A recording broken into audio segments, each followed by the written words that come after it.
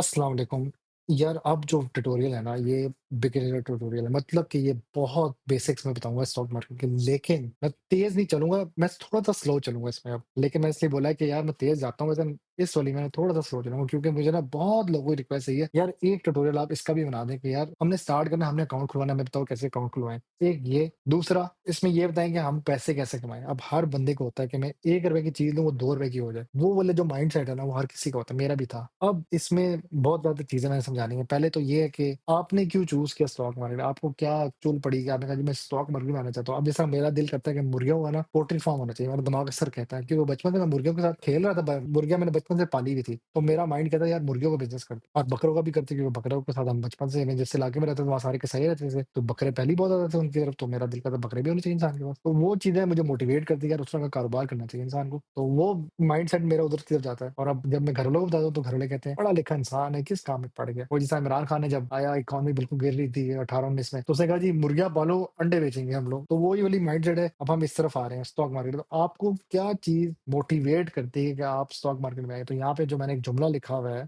आपको क्या चीज़ मोटिवेट करती है कि आप अपना पैसा ज़ाया करेंगे? वो स्टॉक मार्केट में आप क्यों आ रहे हैं? वो मोटिवेशन आपने अपने अंदर पहले ढूँढनी, फिर आप स्टॉक मार्केट में आए। आप डायरेक्ट ना आएँ। जो डायरेक्ट आएगा वो पैसा ज़ाया करेगा। मेरे बहुत से लोग, मुझे अब सब्सक्राइबर्स मुझे व्हाट्सएप पे आ रहे थे मैसेज कि जी मैंने इतना पहले डाला था 10 लाख, वो आज 5 लाख के बराबर रह गया। भाई तुमने कौन-सा स्टॉक उठाया है तुम्हारा इतना गिर गया? कहता है यार वो ऊपर जा रहा था, मैंने उठा लिया, अब वो गिर ही जा रहा है। भाई पहले उसकी एक स्टडी होती है। आप जब रिश्ता लड़की का लेने जाते हैं, आप डायरेक्ट कहते हैं यार तुम बहुत प्यारी हो, तुम डन हो भाई, साइन कर दे, कल आ जाना, डन है। ऐसे ऐसे तो नहीं होता ना। आप उसकी पहला पास हिस्ट्री देखते हैं, आस-पास के मोहल्ले वालों से पूछते हैं कि सिस्टम ठीक है, फेयर शेयर तो नहीं चल रहा, उसमें पूरी एक रिसर्च होती है ना। तो स्टॉक में भी प्रॉपर एक रिसर्च होती है, जब भी आपने कोई स्टॉक उठाना उसकी रिसर्च होती है। तो यहाँ पे एक सवाल है कि आपको जो मोटिवेशन क्या मिली आप स्टॉक की तरफ आए हैं? मैं अपनी अगर मोटिवेशन बताऊँ, मुझे क्या मोटिवेशन थी, 2009 में ना मैं एक जगह से दूसरी जगह शिफ्ट हुआ था। एक छोटे इलाके से बहुत अमीर इलाके की तरफ शिफ्ट हुआ था। तो मेरे आस-पास के लोग ना बहुत अमीर थे। उनके बीच में मैं सबसे गरीब बैठा होता था। मतलब सारे बहुत महँगे कपड़े और जूते जो थे ना उनके बहुत प्यारे होते थे। मैं जूती पहन के जाता था उनके बीच में। उनके साथ ना मतलब गर्ल्स भी होती थी, तो मैं शर्माता था। अगर कोई लड़की साथ बैठे तो थोड़ा-सा मैं साइड होके ऐसे होके बैठता था। मैं साथ नहीं बैठता था। तो कहते थे ये पता नहीं कहाँ से आ गए। फिर किसी को पता लगा यार ये तो बहुत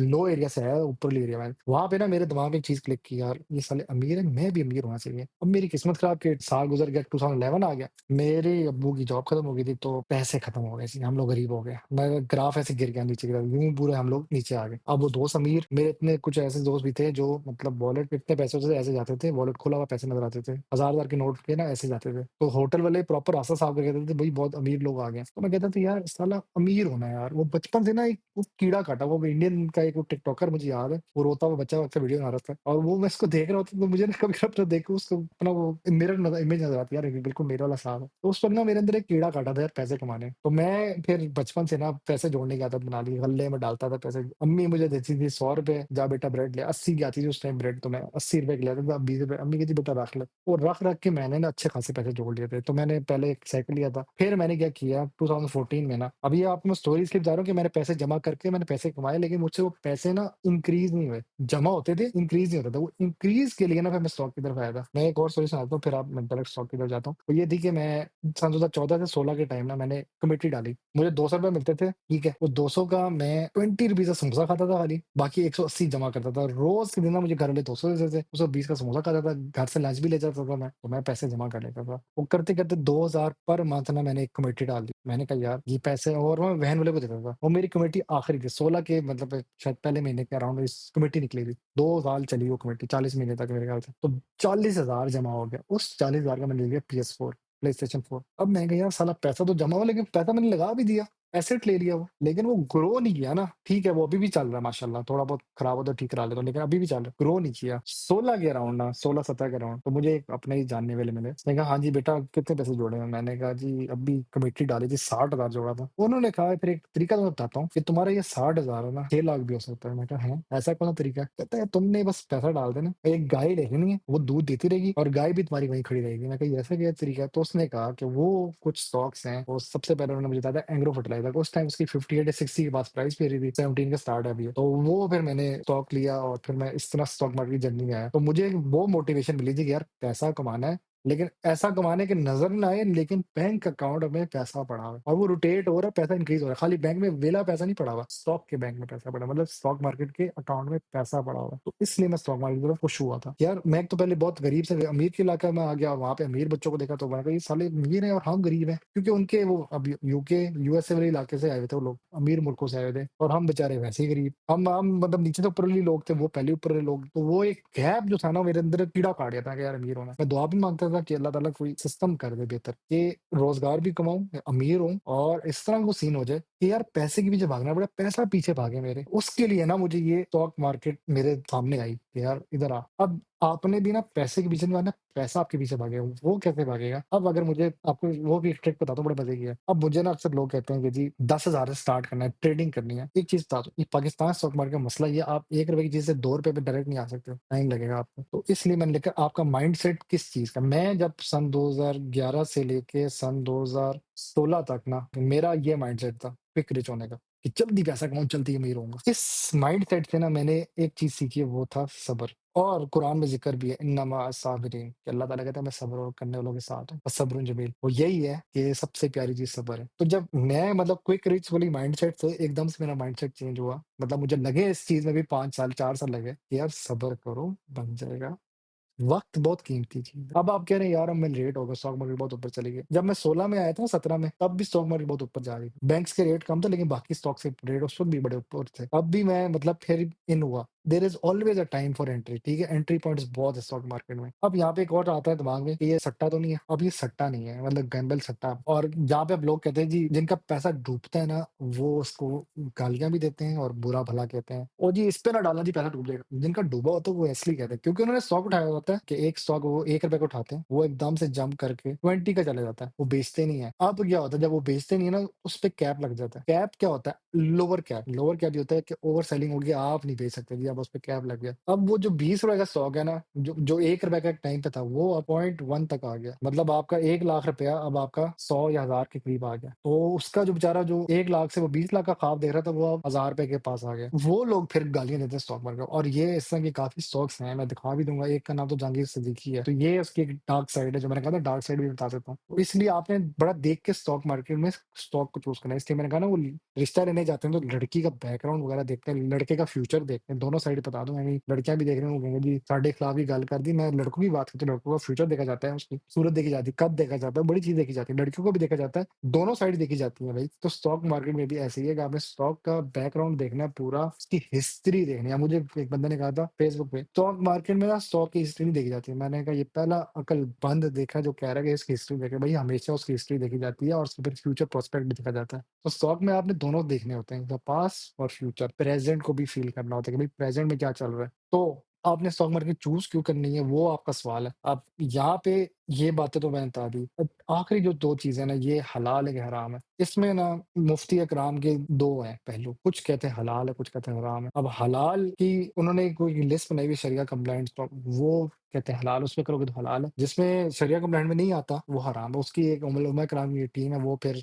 मॉनिटर कर रही होती है स्टॉक मार्केट को। और पाकिस्तान गवर्नमेंट उसको कंट्रोल कर रही है। मतलब कंट्रोल नहीं, लिंक है उसके साथ। वो मतलब बता रहे थे जी ये उनके बिज़नेसेस है। इसमें कोई मतलब शराब वगैरह का कारोबार नहीं है, तंबाकू-नोशी वाला या कोई गलत कारोबार नहीं। जैसे अगर कोई शराब वाला कारोबार या कोई गलत काम हो रहा है, जिसमें पैसों की गलत इंटरेस्ट लग रहा है, ये वो उस हिसाब से फिर वो हराम को कंसीडर कर रहे होते हैं। अब यहाँ पे आप कहेंगे बैंकिंग स्टॉक पे हराम हो गए, क्योंकि अब आपने हराम का यार ये टॉपिक उससे बड़ा लंबा हो जाएगा। लेकिन चलो बैंकिंग वाले स्टॉक्स में स्टोरी ये है कि बैंक का जो स्टॉक होता है ना, उसका आपने ओनर देखना, ओनर क्या कर रहा है। अब मियाँ मंशा है, अब वो हराम काम नहीं कर रहा होगा मोस्ट प्रोबेबली, वो खेल रहा है मार्केट के अंदर। वो स्टॉक उठा रहा है, वो कोई कारोबार, वो उसने कोई प्लाज़े बनाए होंगे, उसकी उसके क किराए आ रहे होंगे, उस पैसे से वो स्टॉक्स में खेल रहा होगा। तो आपने ओनर को देखना है, ओनर क्या कर रहा है। आपने डायरेक्ट बैंक नहीं देखना है, बैंक हराम हो जाएगा। आपने उस ओनर को देखना है, what is the owner doing in this thing, ठीक है? फॉरेनर भी हो सकता है, वो लोकल भी हो सकता है। अब कुछ कंपनीज़ के फॉरेनर भी है, मैं दिखा भी देता हूँ, कुछ कंपनीज़ के फॉरेनर्स भी हैं। वो एक स्टॉक है एपीएल। यहाँ पे जब आप जाते हैं ना, ये देखें आ गया चेयरपर्सन ललित जी फेरोन। इसको अगर हम गूगल पे सर्च करें ना, यहाँ पे ये बंदा है भाई साहब, इस स्टॉक का चेयरपर्सन, ये वाला अटक पेट्रोलियम लिमिटेड। फेरोन नाम है जी इसका। अब ये गोरा है भाई साहब, 56 साल उम्र है भाई साहब की। तो इधर वही बात आ गई कि फॉरेनर भी आपकी कंपनी पाकिस्तान की कंपनीज को चला रहा है।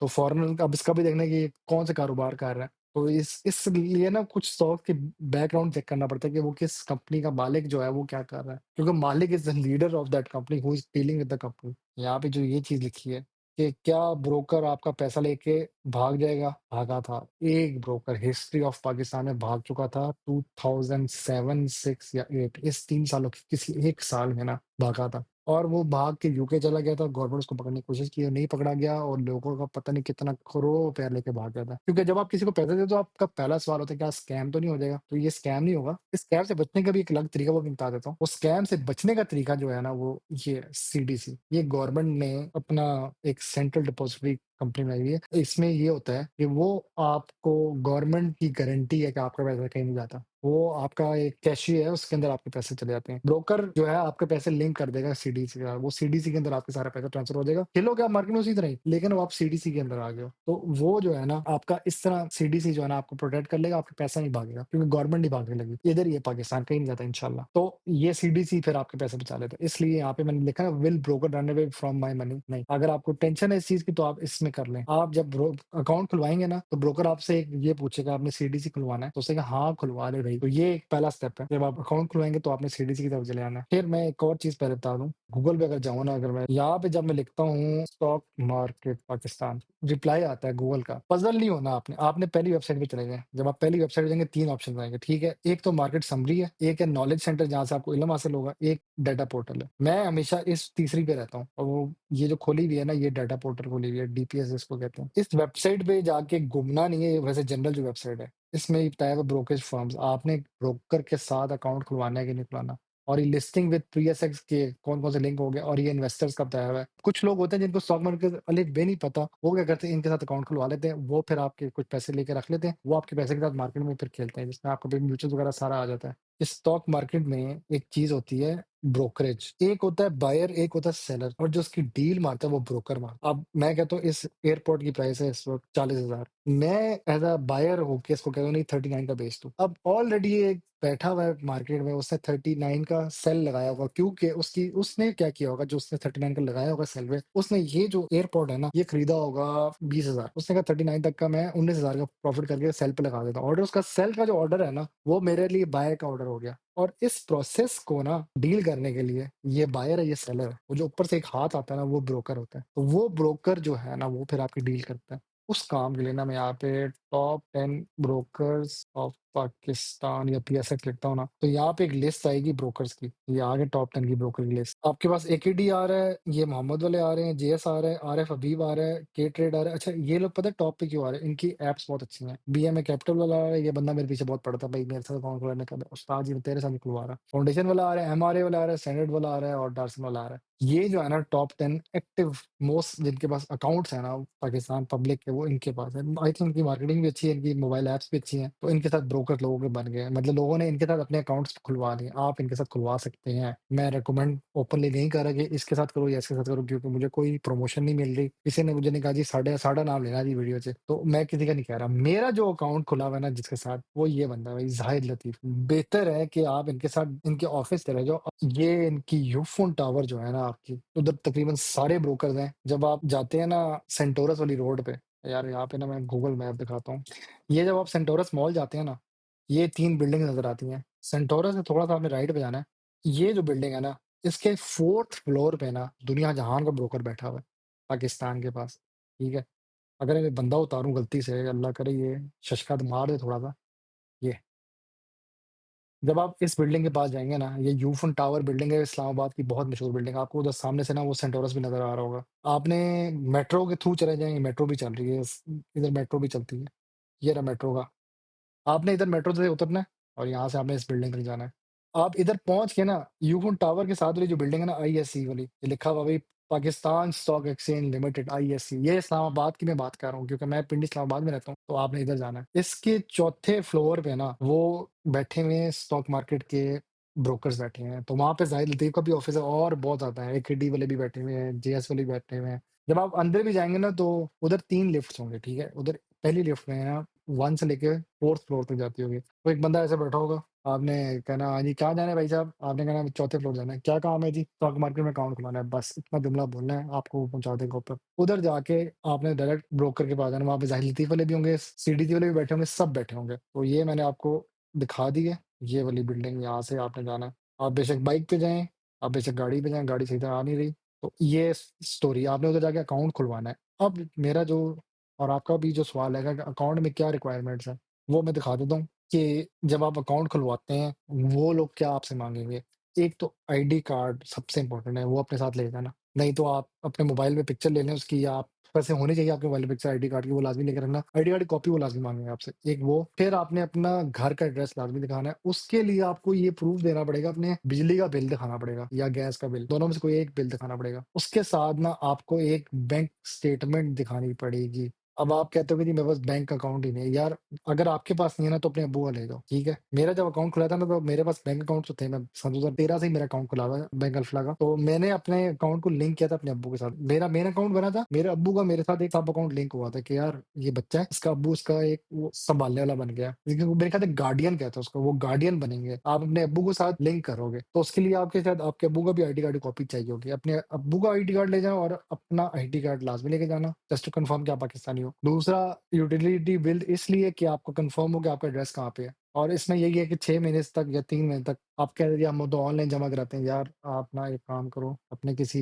लोकल बिजली वाले के पास जाओ या वापडा लोगों से लिंक करो, जहाँ से आपको बिजली प्रोवाइड होती है। उससे कहो जी मुझे ना मेरा बिल भेज दे। वो आपके घर फिर से भेज देगा बिल, और वो बिल की कॉपी जो है या बिल ओरिजिनल ही ले जाओ, कुछ नहीं होता। वो सिर्फ देखना तो वापस पकड़ा देते हैं फ़ौरन आपको। तीसरी चीज़ है आपका बैंक अकाउंट। अब आपके पास बैंक अकाउंट नहीं है तो फिर इधर थोड़ा-सा मसला भी हो सकता है। लेकिन मैं यहाँ पे ये कहूँ, मेरे ख्याल से ईज़ी पैसा की भी अब शायद फैसिलिटी आ गई, क्योंकि इनको ना सिर्फ़ पता है क्या चाहिए? इनको चाहिए आप पैसा कहाँ से भेजोगे और आपको पैसा हमने कहाँ पे ट्रांसफ़र करना है, इसलिए वो आपका अकाउंट माँगते हैं। नॉट श्योर ईज़ी पैसा एक्सेप्ट करते कि नहीं, तो लेकिन मोस्ट प्रोबेबली आफ्टर टाइम कर लेंगे एक्सेप्ट। फिर आपका जो एक नेशनल टैक्स नंबर, अभी एक कोई नई पॉलिसी आई है। पहले के टाइम मुझे याद है टैक्स नंबर वाला सिस्टम चिल था, नॉन फेडरल आराम से अकाउंट बना लेते थे। तो मेरे ख्याल से अभी नेशनल टैक्स नंबर भी चाहिए होगा इनको आपका, वो आप किसी फाइलिंग वाले से बात करें, वो आपको आराम से एडजस्ट करेगा। वैसे एक बात बताऊँ, ये जो चीज़ें हैं ना, ये जो एनटीएन है स्पेशली, ये उधर बैठे होते हैं, उनके बंदे आपको खुद ही लिंक कर देंगे, कौन आपको ये चीज़ें बना के देगा, वो एनटीएन वगैरह आपका बना देंगे। एनटीएन वैसे होता ये है कि जब आप फाइलिंग कराते हैं तो आपका एक एनटीएन नंबर आता है, वो एनटीएन टैक्स नंबर होता है। उसके लिए मेरे पास एक व्हाट्सएप पे एक ग्रुप है, उसमें एक बंदा है, वो फाइलिंग करता है, उसके बाद मैं आपको लिंक कर दूँगा। आप उधर मैसेज करें ना, I want to open account, तो मैं 2 बंदों के साथ लिंक कर दूँगा, एक ज़ाहिद लतीफ़ का बंदा है और एक ये आपको टैक्स फाइलिंग भी कर देगा। फिर आपकी जो है एक पासपोर्ट साइज़ पिक्चर चाहिए होगी, ब्लू बैकग्राउंड हो जो व्हाइट हो, जो उसके साथ आपका काम चल जाएगा। अच्छा, यहाँ पे ना ये चीज़ें जो हैं आप लेके चले जाना एक फाइल में। जिस तरह आप जॉब के लिए जब जाते हो तो एक सीवी होती है, उसके साथ आपके पुराने एक्सपीरियंसेस अटैच होके जाते हैं। तो इसमें भी ये है कि आप एक फाइल में अपना सीएनएसी, अपना एक घर का बिल और अपने बैंक अकाउंट की डिटेल्स, एक स्टेटमेंट भी ले जाना बैंक की, वो लाज़मी स्टेटमेंट लिखी हुई है यहाँ पे, मैंने वो लाज़मी ले जाना। 3 महीने तक की या 6 महीने की निकलवा लेना। यूटिलिटी बिल इसलिए कि आपको चाहिए होगी किधर, और बैंक अकाउंट नहीं तो ईज़ी पैसा वाली उनसे बात कर लेना, नहीं तो अपने अब्बू का बैंक अकाउंट ले जाना, अकाउंट खुलवा लेना, फ़ायदे में रहोगे, मैं भी कह रहा हूँ। एनटीएन नंबर भी कर लेना। इस मैं क्यों कह रहा हूँ फ़ायदे में रहोगे, उसकी रीज़न ये है क्योंकि अब जो आगे का टाइम आ रहा है ना, हुकूमत ना थोड़ी स्ट्रिक्ट कर रही है पॉलिसीज़। अब भी खुलवा लो, अब भी थोड़ा-सा ईज़ी है स्टॉक मार्केट में अकाउंट खुलवाना। हमारे टाइम पे तो ये एनटीएन वाला सिस्टम नहीं था, सन 2017 में ये नहीं था। मतलब आपको ये चाहिए, ये चाहिए, ये चाहिए और ये आखिरी वाला चाहिए। एनटीएन का सीन ही था, नॉन फाइलर था उस टाइम मैच शुरू का, बाद में मैं फाइलर बना था। अब सवाल ये आता है कि कितने पैसे चाहिए मिनिमम ब्रोकर को आपसे? ब्रोकर आपके ₹500 लेगा सिर्फ। ये कुछ ब्रोकर ₹200 लेते हैं, वो इससे भी कम लेते हैं, वो 200 कहते हैं 200 दे दो, मैं आपका अकाउंट खोल देता हूँ। वो इसकी अपनी फीस होगी जो उसके अंदर ही पड़े रहेंगे, वो एक इनकी एक सिक्योरिटी फीस है। अब नहीं पता, अब शायद ये 1000 या 5000 तक अपडेट हो गया होगा। ये 2020 तक मैक्सिमम ये चल रहा था, 500-200 चल रहा था। अभी मेरे ख्याल से 500 तक का खुल जाता है अकाउंट, लेकिन फिर मेरे ख्याल से उसकी लिमिट कम होती है। इसलिए आप 1000 पे देके एक दफ़ा करवा लो अकाउंट, अच्छा सा खुलवा लो। और उसमें अब ये है कि वो पूछता है ब्रोकर, आपको शुरू में कहता है आपको लाज़मी ना कुछ पैसे भेजने पड़ते हैं। तो आपने कम से कम 1000 के बाद 5000 भेजना है उसको, ताकि आपके अकाउंट की ट्रेडिंग ओपन हो जाए। तो ये इसलिए वो ट्रेडिंग के लिए आपको कहेगा। ये लोकल वाले ये चीज़ें रखें, फॉरेन वाले भी ये चीज़ें दिमाग में रखें। फॉरेन वाले एक एक्स्ट्रा चीज़ ऐड करेंगे, वो यहाँ पे लिखा हुआ है मैंने, कि एडिशनल डॉक्यूमेंट उनको पासपोर्ट अपना भेजना पड़ेगा, उसकी पिक्चर्स, और अगर वो दूसरे डुअल पासपोर्ट वाले तो डुअल पासपोर्ट का भी भेजना पड़ेगा। वीज़ा लेटर भेजना पड़ेगा जी, उनका वीज़ा किस पे लगा है, वो वीज़ा की पिक्चर खींच के भी भेज सकते हैं। और फॉरेन बैंक अकाउंट का बताना पड़ेगा, यूएसडी है या यूरो है या जीबीपी है या चाइनीज़ का येन चल रहा है, जिसमें भी है, वो एडिशनल डॉक्यूमेंट लाज़मी भेजें। इसमें फिर मैंने वो एंड में ऐप्स बताया, वो मैं बाद में बताऊँगा, पहले मैं वापस आता हूँ। ये जो चीज़ें हैं ना, ये सारी सँभाल लो। ये मैंने लोकेशन बता दी है, ये बिल्डिंग है, यूफोन टावर अगर ना आप पता लगे किसी से पूछना सेंटोरस या यूफोन टावर कहाँ पे है, वो आपको बता देगा कि ये यूफोन टावर है, इसके साथ ये जो ब्लू शीशे वाली बिल्डिंग है ना ये है। अच्छा इसका तो यहाँ पे सीन ये हो गया, ये इस्लामाबाद का बताती है। अब मैं आपको रावलपिंडी का दिखाता हूँ। सदर रावलपिंडी, रावलपिंडी में भी स्टॉक मार्केट ऑफिस है, ठीक है। हम अगर जाएँ यहाँ से, ये आगे चर्च, इधर से थोड़ा-सा आगे जाएँगे ना अगर हम, इधर ना, ये जो जीपीओ चौक है ना, इसके सामने एक वो ट्रायंगल सी बिल्डिंग है ऐसे करके, उधर तक ना असल में मैप जा नहीं रहा। यार ये जीपीओ चौक जो है ना, ठीक है, बस मैं अब यहाँ से समझा सकता हूँ क्योंकि ये जा नहीं रहा। ये आपका एचबीएल का बैंक है, ठीक है, ये वाला जो, और ये अपना यहाँ पे एक अंडरपास बन रहा है, वो सामने पीटीसीएल की बिल्डिंग है। ये जीपीओ चौक है, अक्सर मुझे याद है यहाँ पे रात के टाइम ना, ये अक्सर ये रास्ते यहाँ से बैरियर लगा देते हैं और सिंगल वे करते हैं इसको। ये अभी भी किया हुआ है इन्होंने, देखा ये बंद किया हुआ है, लेकिन बाइक वाले क्या करते हैं, इधर साइडों से निकल के पहुंच जाते हैं आगे। पाकिस्तानी वहां में कहीं ना कहीं रास्ता निकाल देते हैं। अच्छा वो जो सामने बिल्डिंग है ना, इसके ऑपोजिट, ये स्टेट लाइफ की बहुत बड़ी बिल्डिंग है, इसके ऑपोजिट साइड में ना वो बिल्डिंग है ये वाली, ये है स्टॉक मार्केट की बिल्डिंग। आप इधर भी जाएंगे ना, इधर भी स्टॉक मार्केट का अकाउंट खुल सकता है, लेकिन आई वुड हाईली रिकमेंड कि आप, इससे बेहतर है आप इस्लामाबाद जाएं। वो मेन है, कराची में भी एक है बिल्डिंग, वो भी स्टॉक मार्केट की बिल्डिंग है, उधर भी खुलता है। मैं पिंडी इस्लामाबाद का बंदा, तो मैं आपको पिंडी और इस्लामाबाद का बता सकता हूँ क्योंकि जिधर जितनी मुझे इन्फॉर्मेशन मुझे मैं उतना बता सकता हूँ। मैं ये नहीं कि कराची के इस इलाके में जाऊँ, कराची मैंने गूगल मैप पे इसका देखा नहीं है, इधर तो चलो मैं देखा हुआ है। तो इस तरह आपने इधर इन दोनों बिल्डिंग में से किसी के पास जाके अपना अकाउंट खुलवाना है। मेरा जो ब्रोकर है उसका नाम है जाहिद लतीफ, और ये जाहिद लतीफ की वेबसाइट है, ठीक है। इनकी ब्रांचेस हैं Abbottabad, Wah cantt, IAC branch, corporate branch, PWD में ब्रांच है इनकी, पिंडी केप में भी ब्रांच है, Chaklala branch, cantt branch, city branch, इनकी मतलब वेबसाइट में काफी ब्रांचेस हैं, ठीक है। तो इनके साथ आप लिंक कर सकते हैं। ये इनका ऑफिशियल फ़ोन नंबर ही है इनका, इस्लामाबाद का एड्रेस भी लिखा हुआ है। इनकी अपनी मोबाइल की ऐप भी, वो भी दिखा देता हूँ क्योंकि हमारी स्लाइड पे जो लास्ट स्लाइड है उसमें मैंने कहा है ना कि ये कौन-सी मोबाइल ऐप्स यूज़, मैंने यहाँ पे लिखा हुआ आई इन्वेस्ट यूज़ करता हूँ, लेकिन मैं 1-2 और ऐप्स यूज़ करता हूँ। ये ज़ाहिद लतीफ़ की अपनी मोबाइल की ऐप, यहाँ पे इनका मार्केट वॉच आ जाता है, इस तरह ही आपको स्टॉक्स नज़र आ जाते हैं। अब लोग क्या करते हैं कि ना स्टॉक उठाते हैं और सेल करते हैं, यहाँ पे ट्रेडिंग भी हो जाती है, तो उसके लिए ना मैं यहाँ पे टाइम ज़ाया करूँगा आपका। तो आपने सेल का ऑर्डर लगाना होता है कि इतने का सेल करना है, इतने का बाय करना है, क्या लिमिट पे बाय करना है, वो सारा यहाँ पे सच का है। जैसे यहाँ पे लिमिट है, एसएलओ है, मार्केट के लेवल लाइन पे एफओके, आईओसी, वो सारी चीज़ें ना मैं बाद में समझाऊँगा। वो सेल का भी अलग से है, सेल करना है, शॉर्ट सेल करना है, लॉन्ग सेल करना है, बाय करना है या लॉन्ग बाय करना है फ्यूचर के हिसाब से, इतनी प्राइस पे फिर बाय करना, वो अलग से उसका है। मैं वैसे रिकमेंड करूँगा अगर बाय करना है तो खाली आप बाय करना, लॉन्ग बाय ना करें। लॉन्ग बाय पे ना बहुत ज़्यादा वो एक तो हराम भी है, और फिर आई वुड नेवर रिकमेंड। और सेल पे भी मैं लॉन्ग वाली साइड से दूर रहूँगा, शॉर्ट सेल पे भी मैं मना करूँगा। आप खाली सेल जो रेट है उस पे बाय कर लें, बिड लगवा लें कि इतने का बाय कर दें, इतने का सेल कर दें। यहाँ पे फिर वो एक पिन होती है, मेरी पिन आई थिंक 4 दफ़ा मारना, वो सबकी पिन है, वहाँ पे अपना फिर ऑर्डर वगैरह लिमिट के हिसाब से कितने पैसे पड़े हैं। मेरे को खाली 52 रुपीज़ वो भी रेड पे जा रहे हैं, पूरे करने मैंने पहले। और ये स्टॉक्स आ गए, और यहाँ पे फिर वो ऑर्डर्स चल रहे हैं कि कोई ऑर्डर आपका ऑलरेडी पिछला चल रहा है कि नहीं चल रहा। इसके अलावा ना इसमें और भी बड़ी चीज़ें हैं कि कैपिटल वॉच करें, अपर कैप तो नहीं लग गया, किसी को लोअर कैप लग गया, ये मतलब ये एक्सप्लोरिंग वाली ऐप, मज़े की ऐप है। इसके अलावा मैं आपको एक और चीज़ दिखाता हूँ जो नॉर्मल मैं चेक करता हूँ, वो ये है, ये वाली आई इन्वेस्ट, ये मुझे बहुत पसंद है। इसके थोड़े बहुत मसले ये हैं कि ये ना जब आप इसको 5 साल का पूछो ना तो फिर ये पैसे माँगती है कि जी आप अकाउंट खुलवाएँ या पेड अकाउंट लें। यहाँ पे मैं अगर लिखूँ ना कोई सा भी स्टॉक का नाम, मैं लिखता हूँ ईफड लिखता हूँ, ठीक है? अब ईफड आ जाएगा। ये अब इसने वो पूरा इसका बताया है साल के हिसाब से कि क्या चल रहा है, प्राइस बता रही 181 है। अब अगर मैं इसके ना थोड़ा-सा, ये देखो ना ये पैसा माँगता है यार, ये मुझे इसलिए बड़ा गुस्सा लगता है, कहते हैं प्रीमियम फीचर के लिए अपग्रेड करो जी।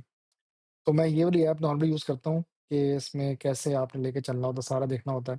आपने ना एक काम लाज़मी करना है, पहले आप फाइलर बन जाना। आप पे ना टैक्स 15% पड़ेगा, सीजीडी भी यही टैक्स है और डिविडेंड का भी यही टैक्स है। आपने फाइलर लाज़मी बन जाना है, और आपने मिनिमम इन्वेस्टमेंट के लिए आपको मैंने बताया 500 या 1000 मिनिमम लग जाती है, और फिर आपको वो फिर से कहते हैं पैसे भेजो, उसमें आप 1000 वापस भेजें, तो आपका ट्रेडिंग अकाउंट शुरू हो जाता है। और डेली ट्रेड करने के लॉन्ग होल्ड करें। आप लॉन्ग जो है ना वो हराम है इस्लाम में। आप स्पॉट करेंगे, जिस स्पॉट मतलब इस स्पॉट पे क्या प्राइस है 130 है, मेरी 130 की बिड लगा दे। अब शायद 1 सेकंड बाद 131 की भी हो जाए, लेकिन मेरी स्पॉट ये है कि इस स्पॉट पे क्या प्राइस है, बाय कर लो जी 130 का। अब सेल के लिए आप एक स्पॉट लगा देंगे, यार मुझे ना सेल कर दो 140 का, चाहे वो भी 135 बस, पर आप वो सेल पे लगा दो, जब 140 का वो बिक जाएगा, मेरे पैसे आ जाएंगे। तो वो आपने स्पॉट पे सेल और स्पॉट पे ही बाय करना है। ब्रोकर आपको कह सकता है कि यार आप शॉर्ट सेल कर दें, ऐसे बाद में दे देना। शॉर्ट सेल में ये होता है कि आप सेल करते थे पैसे, आप बाद में फिर आप एडजस्ट करते हैं, वो नहीं करना आपने। वो हराम है, तो आपने रहना इस्लाम के दायरे के अंदर है। फिर ये आपको जो है ना ये चीज़ें हलाल नज़र आएँगी। अब इसमें ना डिफरेंट स्ट्रैटेजीज़ हैं, पैसे कैसे कमाए जाएँ, जिसके लिए अब सब लोग आते हैं।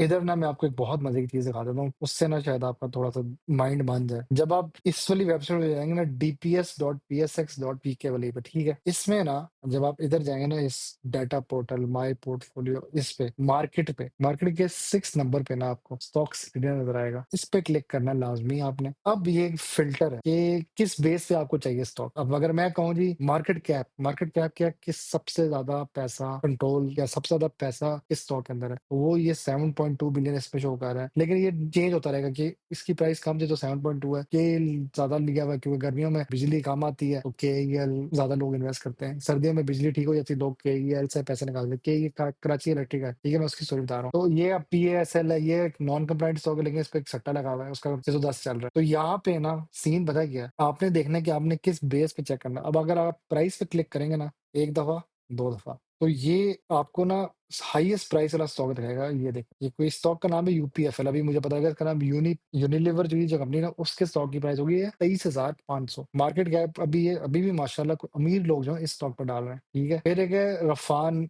मेज प्रोडक्ट कंपनी लिमिटेड, इसकी प्राइस है 9,599। ये बहुत महंगे स्टॉक, मैं इन पे कभी भी वीडियो नहीं बनाता। अब एक और स्टॉक है वो पीआईए है जिसपे सट्टा चल रहा है, सट्टा गैम्बल चल रहा है। यहाँ पे जो मैंने लिखा हुआ है ना कि it is sort of a gamble market है, तो यहाँ पे ना कुछ स्टॉक्स में गैम्बल चल रहा होता है, वो ये है। उसकी मैं दिखा देता हूँ वो कैसे बता रहा था गैम्बल चल रहा है कि नहीं चल रहा। उसका ग्राफ इस तरह का होगा, हमेशा एक लाइन नजर आएगी आपको, तो वो गैम्बल चल रहा है। ये जब खुलता है बाय या सेल होता है, इसलिए मैंने यहाँ पे ना एक स्टार्ट में चीज देखी है, आपको क्या मोटिवेट कर रहा है कि आप पैसे जाया करो। वो मोटिवेशन जो है ना वो आपने अपना वो कुछ ऐसा पैसा साइड पे रखा होना है जिसको भी आप 5 साल तक नहीं देखेंगे। अगर आपका 10,000 जमा हुआ वो 10,000 आप डालेंगे और जब तक वो 20,000 नहीं होगा तो आपने उधर ही पड़े रहने देना है। ये जो स्टॉक था ना इधर ये एक हार्ट अटैक करा देने वाला स्टॉक है, क्योंकि जिस बंदे ने इस स्टॉक में पैसा डाल दिया है उसने अगर ये स्टॉक 500 का लिया होगा, वो अमीर तो हो गया वो, लेकिन वो सेल ही नहीं हो पा रहा भाई, उस पे कैप लग गया। और ये अगर वापस टूटता-टूटता ₹100 का हो गया, वो 500 वाला तो फिर बीमार हो जाएगा, परेशान हो जाएगा। ये 500 का डाटा खुला है इसका, तो इसकी 85-65 के पास अगर किसी ने लिया उसके बाद ये इतना गंदा शूट किया है। लेकिन यहाँ पे पता है क्या होगा, उसका बिका नहीं होगा ये स्टॉक, ये चल पड़ा होगा कैप के थ्रू। मतलब अभी ये यार मुझे हँसी आ रही है इसको देख के। 31,000 तक गया है लेकिन जब आप डे पे जाते हो तो ये सेल ही नहीं होता। भाई कैप लगा हुआ है, सॉरी सर आप सेल नहीं कर सकते। लेकिन हाँ, हम बहुत अच्छे स्टॉक हैं। तो ये खतरनाक स्टॉक से बच के रहना है। तो ये फ़िल्टर्स ना इस तरह चलते हैं। अभी इसने फ़िल्टर मार्केट कैप का लगाया है। मार्केट कैप टॉप लीडर जो वो ओजीटीसी है, फिर मार्डी है, यूबीएल है, एमईबीएल है, एफएफसी है। अभी जो मेरी रिसेंट वीडियो आई थी उसमें मैंने एमबीबीएल डाला था, एफएफसी डाला हुआ था और एमसीबी डाला था, तो ये मतलब टॉप 10 में आ रहे थे वो स्टॉक्स। लेकिन हम लोग ना पैसे कमाने का जो तरीका, जो मेरा मेन सवाल था कि जी different strategies to earn money, मैं आपको सबसे आसान तरीका बताऊंगा। वो यही है कि आप गाय ले लें, वो दूध भी देते रहेगी, बच्चे भी देते रहेगी, वो है डिविडेंड यील्ड वाली, कि आपने स्टॉक वही उठाना जो डिविडेंड सबसे ज्यादा देगा। अब यहाँ पे ना शुरू के जो 2 स्टॉक्स है ना ये सबसे खतरनाक स्टॉक है। एक है पीएचडीएल, ये पाकिस्तान का होटल है, जो बिका था उसके बाद उसने सबसे ज़्यादा पाकिस्तान की हिस्ट्री में डिविडेंड दिया था, जिसकी वजह से इसकी डिविडेंड यील्ड आसमानों से बातें कर रही है और अभी भी ये 50 के पास फिर रहा है और इस स्टॉक से बच के रहना। इसका वॉल्यूम बहुत कम है, 907.2 मिलियन का इसका मार्केट कैप आ रहा है और ये नॉन कंप्लायंट हो गया। इसके मतलब ये नॉन कंप्लायंट मतलब होता है इसका जो इनके ना हर 3-3 महीने बाद ना कंपनीज की गवर्नमेंट के साथ मीटिंग्स होती हैं। उसके हिसाब से उन्होंने क्लियर करना होता है जी ये पैसे हैं और ये हमारे अखराजात हैं, इस हिसाब से हम चल रहे हैं। जब वो फाइनेंशियल क्लियर ना हो ना तो फिर वहाँ पे इन पे एक लग जाता है ठिप्पा, नॉन कंप्लायंट हो भाई, तुम एक रेड हो भाई, तुम्हारे पे मसला है, मतलब आप पे सस्पेक्ट हो गया। तो ये नॉन कंप्लायंट से थोड़ा सा बच के रहना। नंबर 2 पे अल्ट्रन है, इससे भी बच के रहना। अगर डिविडेंड देखे तो बहुत अच्छा क्योंकि इसकी डिविडेंड यील्ड वेरी गुड है। नंबर 3 पे आरिफ हबीब का स्टॉक है। यार आरिफ हबीब से मैं दूर रहता हूँ, मैं किसी और वीडियो में बताऊंगा मैं क्यों दूर रहता हूँ। ईपीक्यूएल, अच्छा अब ना इधर से आगे की जो लिस्ट है, ये शुरू के 3 स्टॉक्स हैं, ये वो है आईपीपीज है, ठीक है? आईपीपीज ना डिविडेंड बहुत अच्छा देते हैं। यहाँ पे डिविडेंड यील्ड इसकी शो करे 44, 30 और 27। इसकी 44 है, इसकी 30 है और इसकी 27 है। मेरे पास ना ये तीनों स्टॉक्स थे एक टाइम पे, अभी खाली निषाद पावर रह गया। ये डिविडेंड बहुत अच्छा देता है, मैंने इसलिए रखा हुआ संभाल के। एनसीपीएल भी एक वो आईपीपी है, कैपको भी एक आईपीपी है, ठीक है? ये भी डिविडेंड बहुत अच्छा देता है। तो आपने ना हमेशा डिविडेंड वाला स्टॉक उठाना है और जिसकी प्राइस भी कम हो। अब भी मैं आपको एक मशवरा दे देता हूँ, अगर आपने डिविडेंड वाला स्टॉक उठाना है उसकी प्राइस अभी बहुत ही कम है और अल्लाह करे वो डिविडेंड दे दे, उसका नाम है पिकेट। ये ₹140 का होता था एक स्टॉक, मुझे याद है। अल्लाह का शुक्र है मैंने उस टाइम नहीं लिया, शायद किस्मत दीजिए या पैसे नहीं थे पूरे मेरे पास। ये देखो ये 200 टच करके आया हुआ है यार, 245 आजकल के राउंड ना ये 40 के पास फिर रहा है। ये भी 39 33 का भी हुआ था। अबे यार 33 का हुआ था, ये शो नहीं कर रहा, पता नहीं क्यों। ये आ गया नंबर 30 के पास में, ये 33 के पास आया था। तो इसकी बाइंग अभी भी बनती है अगर आपने बाय करना है। इसकी एक हिस्ट्री दिखा दूं, ये एक टाइम पे डिविडेंड देता है अगस्त या अक्टूबर के पास। तो लोग क्या करते हैं, जैसे डिविडेंड के करीब आता है इसकी प्राइस में बढ़ना शुरू हो जाता है। यहाँ पे दिखाते हैं तो इसकी ये डिविडेंड हिस्ट्री है। अगस्त 23 महीना इसने 200 दिया था, तब इसकी प्राइस में बहुत छूट गई, तो ये 160 के पास पहुंच गया था। फिर ये डाउनफॉल आया, क्योंकि यहाँ पे अब सवाल आता है जी इसमें एकदम से प्राइस ड्रॉप क्यों आया। 200 रुपए डिविडेंड दिया तो मतलब 20 रुपए इसका डिविडेंड हुआ। उसके बाद चलो 20 रुपए प्राइस गिर गई, ये आ गया 130 पे। यहाँ पे इसने डिविडेंड दिया होगा तो इसके बाद एक ये आया 20 पे, ठीक है। तो मतलब 150 से 130 पे आ गया। जब डिविडेंड रिलीज हुआ तो 20 रुपए माइनस हुआ उसका प्राइस। उसके बाद ये क्यों इतना गिर गया, 38 तक क्यों आया, उसकी रीजन ये है कि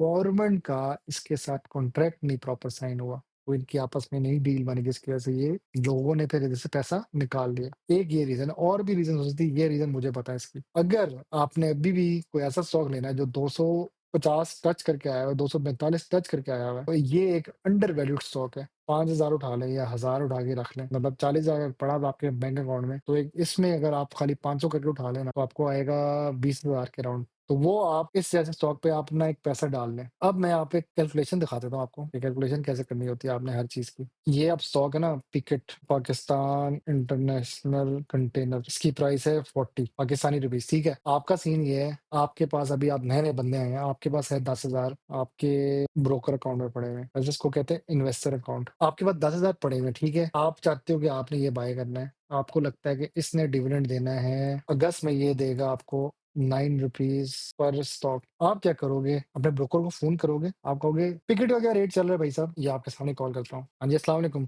यार, पिकेट का रेट बताइए क्या चल रहा है। पिकेट कौन सा, पाकिस्तान इंटरनेशनल कंटेनर। सर वो अब क्या करेगा आपके सामने, वो वेबसाइट खोलेगा, वो पूछेगा हाँ जाहिद जल्दी से मुझे पिकेट का रेट बता। कह रहा सर जी 40 इशारिया 61, 40 इशारिया 65, वो इस तरह के देसी जुबान में बात कर रहे हैं। हाँ भाई 40 इशारे 61 चल रहा है, तूने कितने का बाय करना है। आप बोलोगे उसको, आपके पास दो ऑप्शन होंगे, या तो आप बोलोगे यार मेरा ना ये 40 इशारिया 41 पे उठा दे, या आप कहोगे 40 इशारिया 60 के बीच में उठा दे। एक ऑप्शन तो ये हो गया number one option. Number two option आप ये कह सकते हो जो प्राइस चल रही है एक्चुअल प्राइस पे उठा दो। नंबर थ्री आस्किंग प्राइस पे उठा दो। एक तो ये है कि वो जो प्राइस में जो फ्लक्चुएशन आ रही है वो आप बताओगे, ये फ्लक्चुएशन वाली बात। एक जो जिस रेट पे मिल रहा है उसी पे उठा दो। एक ये है कि आस्किंग प्राइस पे उठा दो। अब क्या होता है, इसकी मैं आस्किंग प्राइस देता हूँ 5,000, सेलर कहता है नहीं जी ये 6,000 का मैं दूंगा। अब उनके बीच में एक रेट चल रहा होता है, वो एक आस्किंग प्राइस होती है। तो वो मोस्ट प्रॉब्ली आपको ये जो आस्किंग प्राइस पड़ेगी उस वक्त आपको 40.2 के पास एक आस्किंग प्राइस होगी। जो सेलर होगा वो 40.7 के पास बैठा होगा, और जो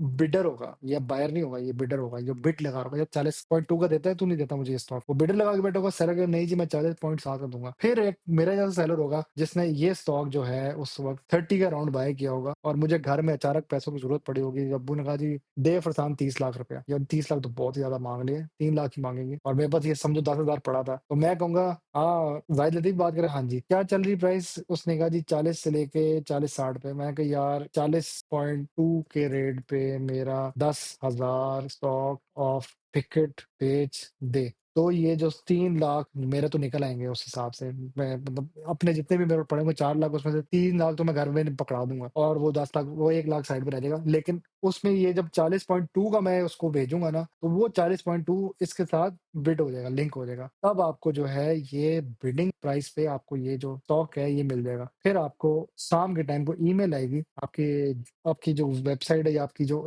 ईमेल का लिंक होगा ना, उससे आपको एक ईमेल आएगी। अच्छा वो मैं ईमेल भी दिखा देता हूँ यार, फिर आपको ना जरा मजे का लगेगा। ये थोड़ा सा शायद आज बोरिंग टॉपिक है, लेकिन ईमेल से ना थोड़ा आपके अंदर एक मोटिवेशन आएगी। इस तरह की आपको एक ईमेल आएगी, जिस तरह मैंने अब ना उस दिन बाय किया था बरकत ये BF एग्रो, क्योंकि मुझे कहीं से व्हाट्सएप पे ग्रुप्स में कॉल नजर आई कि ये 50 तक जा रहा है। तो मैंने ये बाय किया। मैंने कहा क्या प्राइस चल रही है, उसने कहा जी ये रेट चल रहा है 39,139.06, ठीक है। मैंने कहा उस्ताद जी जितने का भी मिले उठा ले। कितना उठाना, मैं कहा 3,000 टोटल उठा ले। उसने फिर 940 जो है इस रेट पे उठाया, और 2060 जो है इस रेट पे उठाया। वो ब्रोकर का काम है, वो कितने कितने रेट पे उठाता है, वो लगाता रहता है बिड अपनी, वो ये बिडिंग लगाते रहते हैं, और इस तरह करके आपका एक बाय हो जाता है। अब क्या हुआ है, मेरे पास ऑलरेडी कुछ पैसे भी पड़े हुए थे, तो वो सारे एडअप हो गए। फिर मैंने क्या किया, उसी अगले दिन मैंने जाके फातिमा भी बाय कर लिया 95 का, अब वो 97 के पास है। फातिमा मैं इसलिए बाय कर रहा हूँ, मैंने कहा यार एक ये वाहिद फर्टिलाइजर का स्टॉक है जो अभी बहुत लो प्राइस पे, और ये डिविडेंड भी 3-4 पे दे देता है, तो मैंने फातिमा भी रख लिया। मैंने थोड़ा सा डाइवर्सिफाई कर दिया, मैं बैंकों में बहुत ज्यादा हो गया, मैं बैंक से निकल के फातिमा बाय कर लिया। तो फातिमा की बिडिंग के हिसाब से जो भी रेट था, मैं कहा जितने का भी मिल रहा है उठा ले। उसने फिर 95 के हिसाब से बाय किया डायरेक्ट ₹1000। इधर मैंने जो है इसको कहा फातिमा की दफ़ा मैंने कहा कि ये वाला ऑप्शन दिया मैंने इसको एक्चुअल प्राइस वाला, जो प्राइस चली उसमें बिठा ले। और बीएफ एग्रो की दफ़ा मैंने इसको कहा बिडिंग रेट पे दे दे, क्योंकि बीएफ एग्रो पे ना अब यहाँ पे मैं आपको दिखा देता हूँ, क्योंकि बीएफ एग्रो पे लगने लगा था कैप, ये पिछले 6 दिन से कैप लग रहा था। तब मैंने कहा जितने का भी मिले उठा ले। उसने बिडिंग लगाई, जो रेट पे मिलता है उसने उठा लिया। और फातिमा पे आज का जो फातिमा का रेट चल रहा है, फातिमा 97 का हो चुका है। लेकिन मेरी क्या, मैं आपको बात बताता हूँ, जब मैंने 95 को उठाया था ना तो ये ड्रॉप हुआ था, 93 का हुआ था, तो मुझे थोड़ा सा दिल को फील हुआ था, अबे यार नुकसान हो गया। एक बात याद रखना, नुकसान तब होगा जब मैं बेचूंगा, लेकिन मुझे थोड़ा सा फील हो, तो यार 95 का लिया 93 का हो गया यार, 2000 का नुकसान हो रहा है, जाने दो ये इस चीज को ना, जाने दो। पता है क्यों? यहाँ पे जो मैंने चीज लिखी हुई है ना, सबर सीख लिया मैंने, नुकसान होगा कुछ नहीं होगा, अल्लाह ताला रिकवर कर देगा, इससे नहीं तो कहीं से रिकवर कर देगा। क्योंकि अब मैं बैठा हूँ बीएफ एग्रो पे, वो जब 50 तक जाएगा तो मैं सेल कर दूंगा। अब आप लोग कह रहे होंगे कि आपको ये स्टॉक से कहाँ से पता लग रहा है? यार फेसबुक के ग्रुप्स बने हुए हैं, मेरी व्हाट्सएप कम्युनिटी ज्वाइन कर लो, उसमें काफी इन्फॉर्मेशन आ रही है, मैं जितनी मुझे इन्फॉर्मेशन मिलती है मैं दे दिया करूंगा। जो पर्सनल मैसेज करना वहां से आप मुझे लिंक करें, मैं आपको पर्सनल मैसेज पे आपको रिप्लाई भी करूंगा, आपकी हेल्प कर दूंगा। तो यूं आपकी जो है ये जो कहानी मैंने समझाई है कि इस तरह बिडिंग होती है, इस तरह सेलिंग होती है, इस तरह आप एक स्टॉक उठा सकते हैं। मतलब टिकट की प्राइस थी ₹40, मैंने कहा, और मुझे क्यों मैंने किया, क्योंकि ये डिविडेंड दे रहा था, अगस्त में से डिविडेंड देना है, तो मैंने इसलिए फिर टिकट की तरफ गया। मैं कहा टिकट महंगा हो जाएगा, इससे पहले कि मैं महंगा उठाऊं, मतलब 40 है, डिविडेंड अनाउंस किया तो ये 50 के पास हो जाएगा, फिर इसकी जो न्यू प्राइस हो जाएगी वो 52 हो जाएगी। फिर ये डिविडेंड दे रहा है ₹9, सब आए ₹9 वैसे इंक्रीज हो गया प्राइस, और ₹2 एड अप हो गया साहब, उससे बेहतर है तो भी ले लो। मैं वैसे जनरल मिसाल मैं आपको रेकमेंड नहीं करता स्टॉक का, मैं वैसे कह रहा हूँ, ये पड़ा हुआ है मेरे पास, आई थिंक ये 10,000 पड़ा हुआ है मेरे पास, ये भी मैं तब लेते पैसे ₹9 ही दिया था, तब का मैं लेके बैठा हूँ 48 के रेट पे। तो ये इस तरह इनकी आपस में होता है। फिर मैंने यहाँ पे ये बताया कि एक तो फ्लक्चुएशन प्राइस के हिसाब से उठाते थे, एक एक्चुअल प्राइस होता है, एक होता है आस्किंग प्राइस, ये बिडिंग के हिसाब से, आपका बिडर कितने में बैठा हुआ है, मतलब बायर कितने में बैठा हुआ है, आप यार जितने का बायर है उस रेट पे मेरा लगा दे बिड, वो फिर आपको उस रेट पे बिड लगा देता है। फिर कोई मुझ जैसा बंदा आता है या कोई ऐसा होगा जिसको पैसे की जरूरत होगी, वो फौरन पैसों की